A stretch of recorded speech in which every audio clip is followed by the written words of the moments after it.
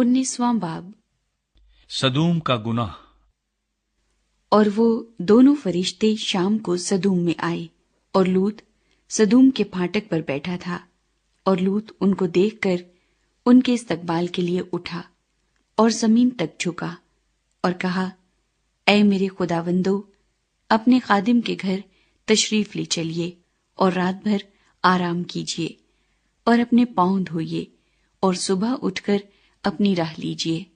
और उन्होंने कहा, नहीं, हम चौक ही में रात काट लेंगे। लेकिन जब वो बहुत बजिद हुआ तो वो उसके साथ चलकर उसके घर में आए, और उसने उनके लिए ज़ियाफत तैयार की और बेखमीरी रोटी पकाई, और उन्होंने खाया। और इससे पेशतर कि वो आराम के लिए लेटे, सदूम शहर के मर्दों ने, जवान से लेकर बुढ़े तक, सब लोगों ने हर तरफ से उस घर को घेर लिया। और उन्होंने लूत को पुकार कर उससे कहा कि वो मर्द जो आज रात तेरे यहाँ आए हैं कहाँ हैं? उनको हमारे पास बाहर ले आ, ताकि हम उनसे सोहबत करें। तब लूत निकलकर उनके पास दरवाजे पर गया और अपने पीछे कवाड़ बंद कर दिया और कहा कि ऐ भाइयों, ऐसी बदी तो न करो। देखो, मेरी 2 बेटियां हैं जो मर्द से वाकिफ नहीं। मर्जी हो तो मैं उनको तुम्हारे पास ले आऊं, और जो तुमको भला मालूम हो उनसे करो, मगर इन मर्दों से कुछ न कहना, क्योंकि वो इसी वास्ते मेरी पनाह में आए हैं। उन्होंने कहा, यहां से हट जा। फिर कहने लगे कि ये शख्स हमारे दरमियान कयाम करने आया था और अब हुकूमत जताता है, सो हम तेरे साथ उनसे ज्यादा बदसलूकी करेंगे। तब वो उस मर्द यानी लूत पर पिल पड़े और नजदीक आए ताकि कवाड़ तोड़ डालें। लेकिन उन मर्दों ने अपने हाथ बढ़ाकर लूत को अपने पास घर में खींच लिया और दरवाजा बंद कर दिया। और उन मर्दों को जो घर के दरवाजे पर थे, क्या छोटे क्या बड़े, अंधा कर दिया। सो वो दरवाजा ढूंढते ढूंढते थक गए। लूत सदूम से रवाना होता है। तब उन मर्दों ने लूत से कहा, क्या यहां तेरा और कोई है? दामाद और अपने बेटों और बेटियों और जो कोई तेरा इस शहर में हो, सबको इस मकाम से बाहर निकाल ले जा, क्योंकि हम इस मकाम को नेस्त करेंगे, इसलिए कि उनका शोर खुदावंद के हजूर बहुत बुलंद हुआ है और खुदावंद ने उसे नेस्त करने को हमें भेजा है। तब लूत ने बाहर जाकर अपने दामादों से, जिन्होंने उसकी बेटियां ब्याही थीं, बातें की और कहा कि उठो और इस मकाम से निकलो, क्योंकि खुदावंद इस शहर को नेस्त करेगा। लेकिन वो अपने दामादों की नजर में मुजहिक सा मालूम हुआ।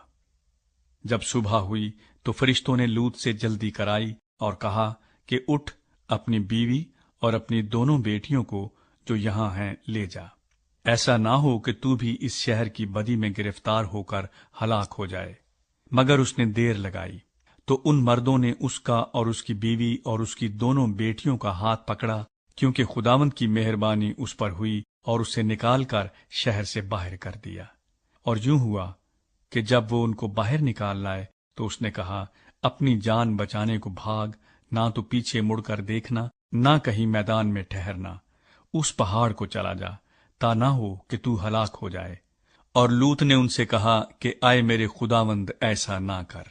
देख, तूने अपने खादिम पर करम की नजर की है और ऐसा बड़ा फजल किया कि मेरी जान बचाई। मैं पहाड़ तक जा नहीं सकता, कहीं ऐसा ना हो कि मुझ पर मुसीबत आ पड़े और मैं मर जाऊं। देख, ये शहर ऐसा नजदीक है कि वहां भाग सकता हूं, और ये छोटा भी है, इजाजत हो तो मैं वहां चला जाऊं। वो छोटा सा भी है और मेरी जान बच जाएगी। उसने उससे कहा कि देख, मैं इस बात में भी तेरा लिहाज करता हूं कि इस शहर को जिसका तूने जिक्र किया गारत नहीं करूंगा।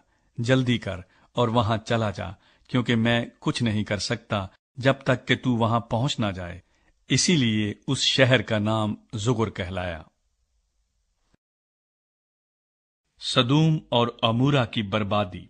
और जमीन पर धूप निकल चुकी थी जब लूत सुगर में दाखिल हुआ। तब खुदावंद ने अपनी तरफ से सदूम اور امورا پر گندھک اور آگ آسمان سے برسائی، اور اس نے ان شہروں کو اور اس ساری ترائی کو اور ان شہروں کے سب رہنے والوں کو اور سب کچھ جو زمین سے اگا تھا غارت کیا، مگر اس کی بیوی نے اس کے پیچھے سے مڑ کر دیکھا اور وہ نمک کا ستون بن گئی۔ اور ابراہم صبح سویرے اٹھ کر اس جگہ گیا جہاں وہ خداوند کے حضور کھڑا ہوا تھا، اور اس نے سدوم اور امورا اور اس ترائی کی ساری زمین کی طرف نظر کی، اور کیا دیکھتا ہے کہ زمین پر سے دھواں ایسا اٹھ رہا ہے جیسے بھٹی کا دھواں۔ اور یوں ہوا کہ جب خدا نے اس ترائی کے شہروں کو نیست کیا تو خدا نے ابراہم کو یاد کیا اور ان شہروں کو جہاں لوط رہتا تھا غارت کرتے وقت لوط کو اس بلا سے بچایا۔ موآبیوں اور امونیوں کا آغاز۔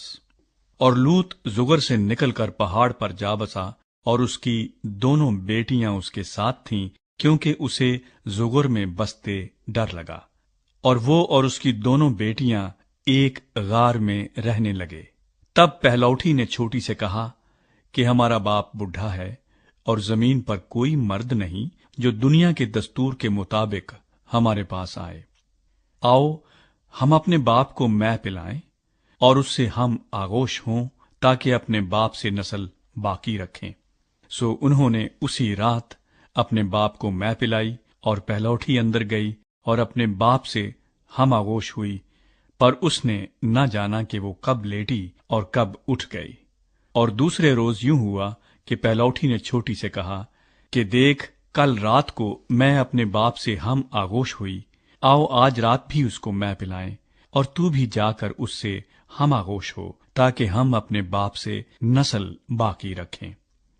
سو اس رات بھی انہوں نے اپنے باپ کو مے پلائی، اور چھوٹی گئی اور اس سے ہم آغوش ہوئی، پر اس نے نہ جانا کہ وہ کب لیٹی اور کب اٹھ گئی۔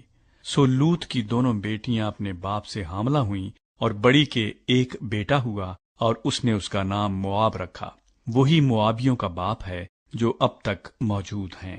اور چھوٹی کے بھی ایک بیٹا ہوا، اور اس نے اس کا نام بن امی رکھا۔ وہی بنی امون کا باپ ہے جو اب تک موجود ہیں۔